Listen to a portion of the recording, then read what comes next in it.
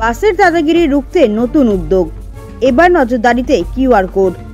বাস পরিবহন ব্যবস্থায় শৃঙ্খলা ফেরাতে রাজ্য পরিবহন দপ্তর কিউআর কোড প্রযুক্তি চালু করেছে। রাস্তায় বাসের দাদাগিরি বন্ধ করতে এবং দুর্ঘটনা কমাতে এই নতুন ব্যবস্থা কার্যকর হবে বলে আশাবাদী প্রশাসন। এই পাইলট প্রকল্পের মাধ্যমে বেসরকারি ও সরকারি বাসের গতিবিধি ট্র্যাক করা সম্ভব হবে। প্রতিটি বাসের জন্য নির্দিষ্ট কিউআর কোড দেওয়া হবে। স্ট্যান্ড থেকে ছাড়ার আগে চালককে সেই কোড স্ক্যান করতে হবে।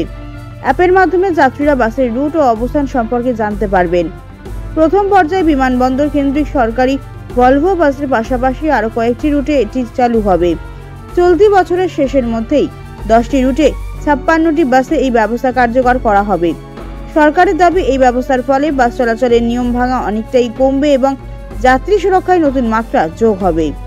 ব্যুরো রিপোর্ট, আনন্দ বাংলা 24x7।